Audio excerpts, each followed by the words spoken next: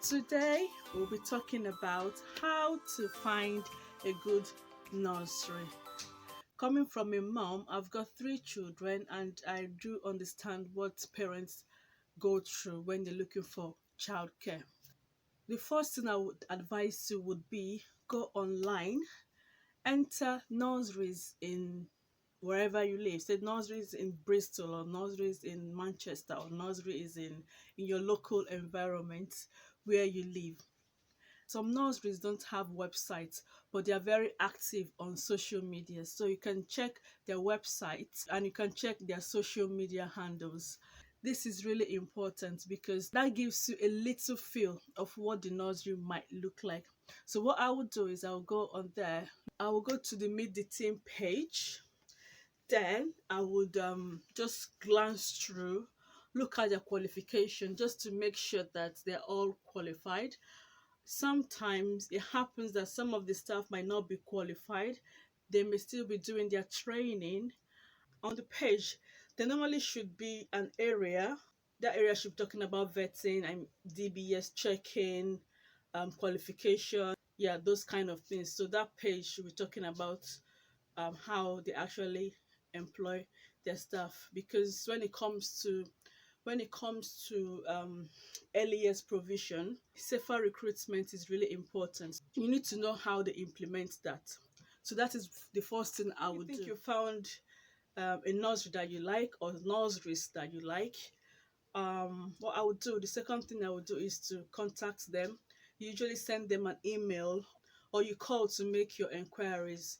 Usually you arrange for when to go in and have a look around in the nursery. So you book to go see the nursery, and when you visit the nursery, I would advise before you go, have a list of questions that you would like to ask, because trust me, when you get there, things might come up and you will not remember some of the things that you want to ask, and they may be really important. So I would advise you have your list handy.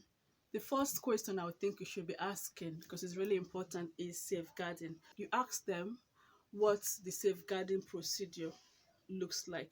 Usually you'll be talking to the manager. So the manager or the deputy or another senior member of staff there should be able to know this information. Everybody in the nursery, anybody that works in the nursery should be able to know this information.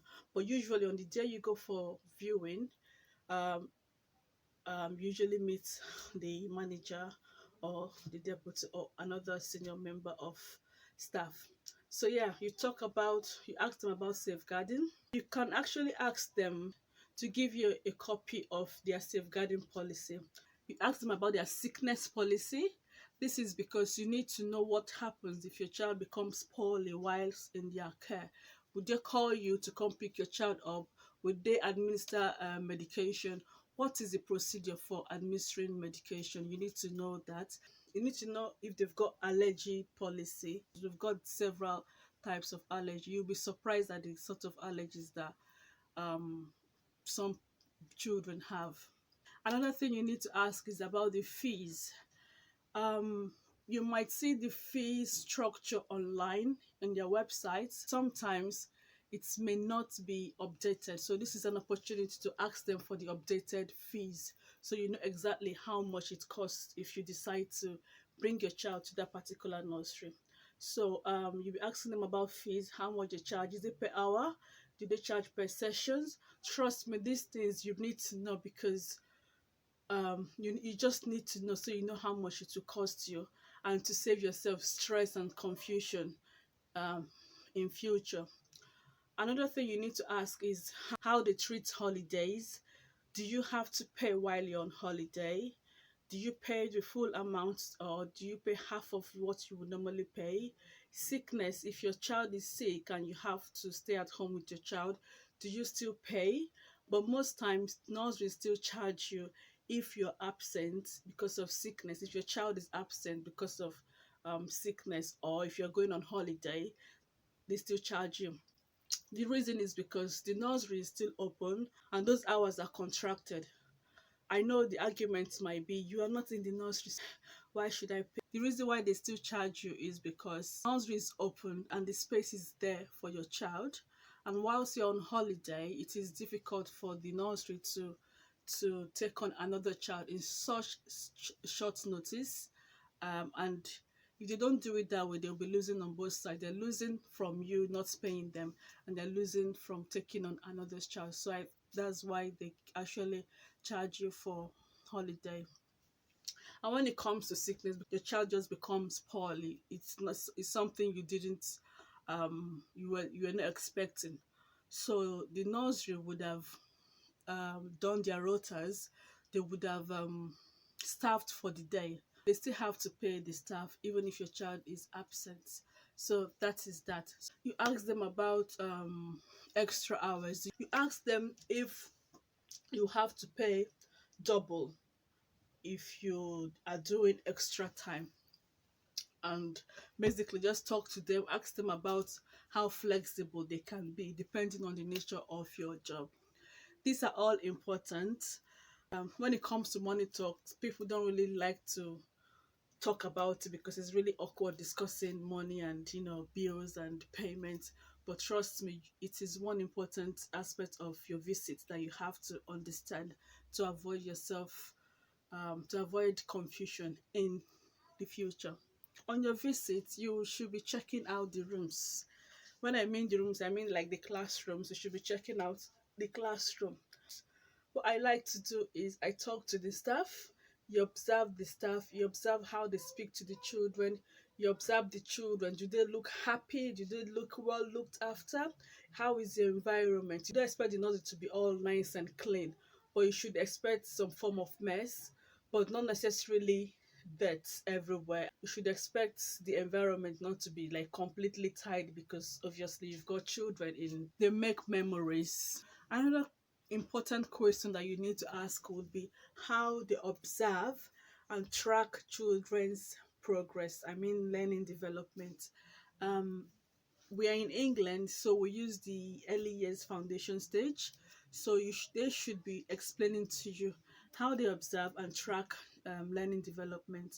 Some nurseries use learning journals. It comes in a booklet, and some use the online portal. Whichever one they use doesn't really matter.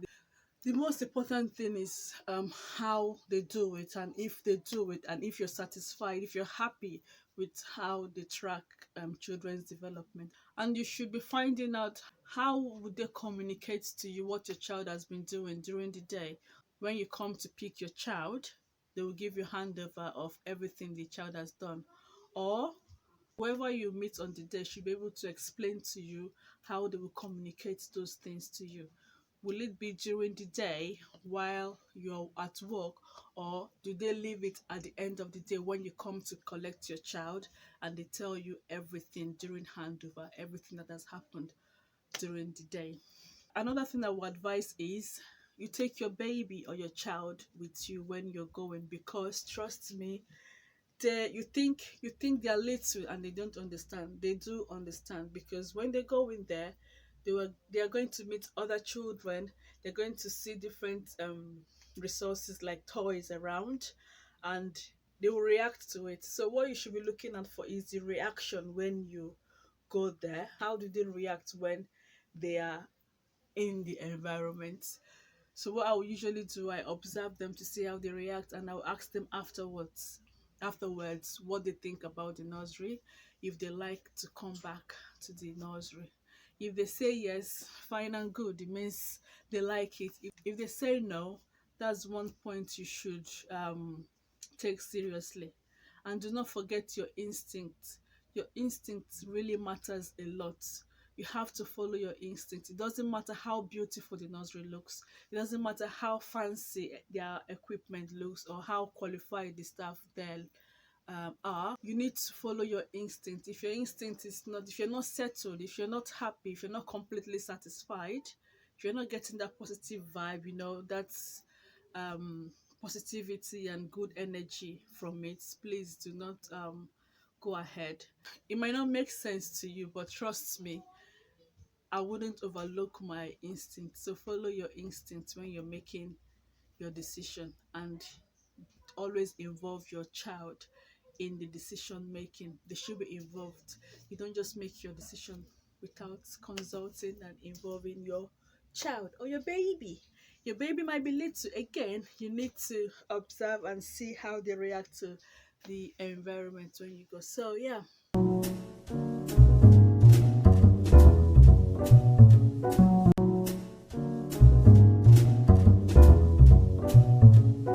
These are all the points I can think of at the moment.